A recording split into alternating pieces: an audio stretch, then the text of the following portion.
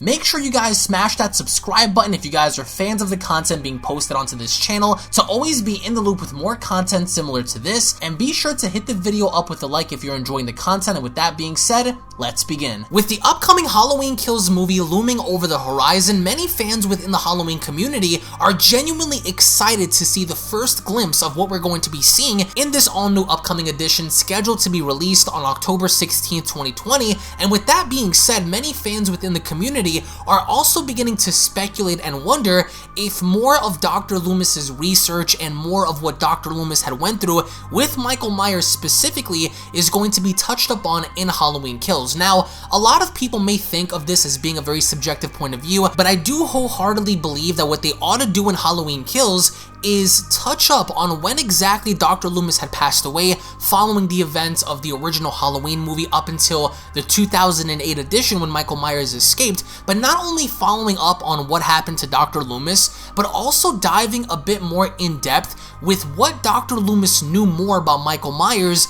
than he was willing to let anyone else know other than the blackest of eyes, and that this entity needs to be put down and burned forever. Now, I find it to be most interesting in the fact that we're going to be seeing various different people and characters return from the original, such as Tommy, such as Lindsay, such as Marion, who is not the same Marion that we saw in the original Halloween 2 movie. And with all of these characters scheduled to come back, the question is, what is going to be the overall direction going forward, with a lot of these characters having to come back in setting the stages for Halloween Ends, which is probably going to be the final Halloween movie within the new trilogy. And with that being said, I do think that in order to gain a better understanding as to what Michael is, who Michael is, they somehow need to go back into the files of Dr. Loomis and kind of dig deeper into his research to fully find out what Dr. Loomis knew about Michael Myers after Michael Myers was captured following the events of the first movie. Now, I think one of the driving factors that was really missing in Halloween 2018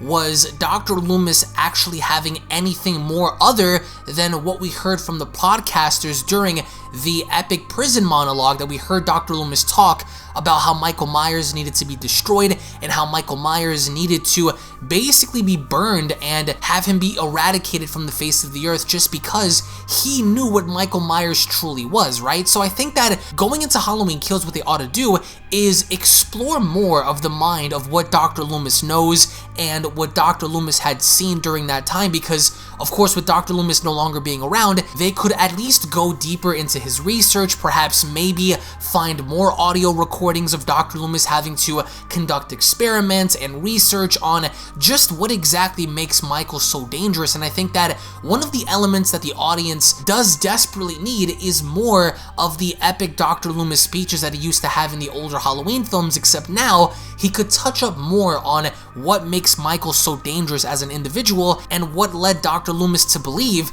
that Michael Myers, or a person like Michael Myers, needs to be fully destroyed. Now, what's also interesting is we still have the records and the data and all of the research conducted by Dr. Sartain that we really didn't get to see explored in Halloween 2018, but that could ultimately change if they were to go back and kind of dig through to find out if Dr. Loomis had left something for someone else to discover, if Dr. Sartain was that person, because keep in mind, Dr. Sartain was so desperate to bring Michael and Laurie Strode together that there had to have been something that Dr. Sartain knew about that made him want to bring Michael to Laurie and Laurie to Michael, or at least his chances were, before having to be killed off. So I think that by exploring more of the Doctor's narratives in this upcoming movie, would that only shed more light as to Michael's character, how he conducted himself, and all of the things he had done once he was locked away. I think that a lot of people want to know the mind of Michael Myers, more so than having him speak, or more so than doing anything else. People want to dive in depth in finding out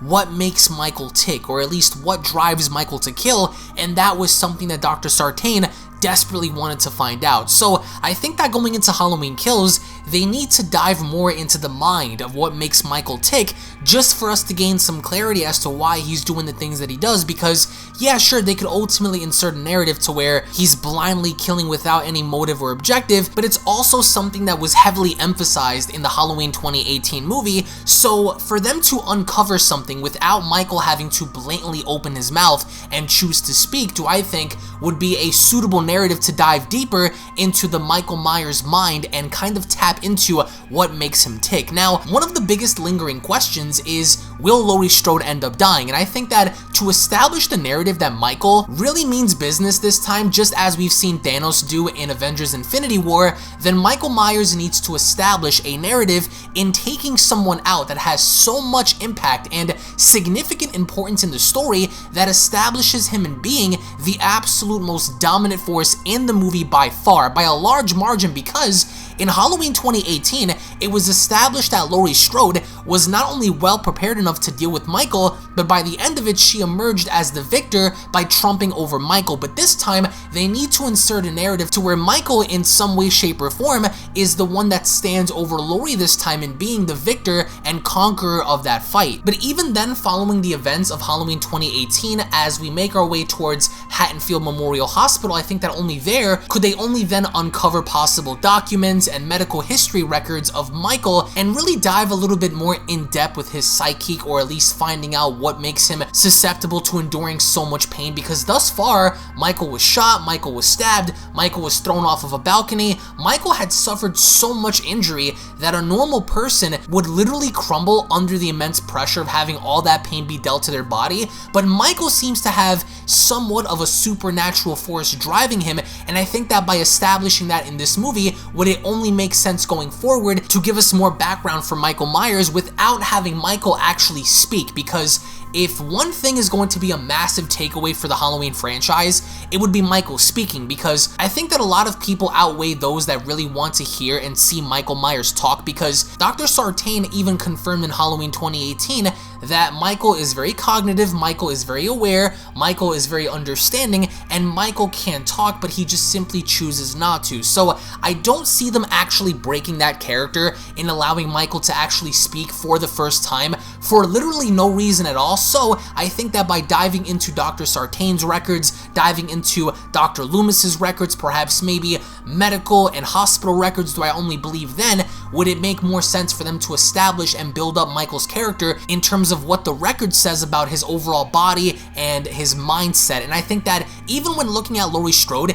we should have Laurie Strode actually put the beats on Michael in Halloween Kills as well, but by the end, Michael Myers ends up overcoming Laurie so much so that he not only takes the punishment, but also dishes it out to Laurie, because Laurie really didn't suffer all that much in Halloween 2018, so I think that to further establish the narrative of our heroes really being backed into a corner, they not only have to take out a few characters here and there just to establish Michael as an absolute beast, but I think that by the end of the movie, as we make our way into Halloween Ends, Laurie Strode has to be the one to be killed off by Michael Myers. But in the end, I would like to get your thoughts in the comment section below about what you guys would do with the overall information that was of Dr. Loomis and Dr. Sartain and everything they have collected. Do you believe that we should dive more in depth with finding out what their results were and kind of understand Michael a bit better, in a sense to where we get to see a third person kind of perspective of those that were dealing with him rather than having Michael actually talk? And in terms of seeing what Michael could end up doing with Laurie Strode, what would you say would be the absolute best case and worst case scenarios when putting Michael and Laurie together? Do you guys believe that Michael should kill Laurie? Do you guys believe that Laurie should possibly gain the upper hand on Michael again, and then during Halloween Ends we see Michael literally obliterate everybody? And when looking at Halloween Kills, do you guys believe that Halloween Kills is perhaps going to be the absolute best Halloween movie within the franchise right now, or do you guys believe it's going to be subpar to a previous movie, that being either from the originals or from possibly 2018's edition? I want to get your thoughts in the comment section below. Again, thank you all so much for watching, thank you all so much for your time. If you guys are stoked, ready, and excited for this movie, then I do encourage you guys to go on ahead and hit that subscribe button and slap a big fat like down below by giving this video a big thumbs up. But more importantly, what I'm really concerned over is getting your feedback as to your perspectives on this film, because I don't think that the boogeyman, quote unquote, should be killed off. I think that Michael Myers' legacy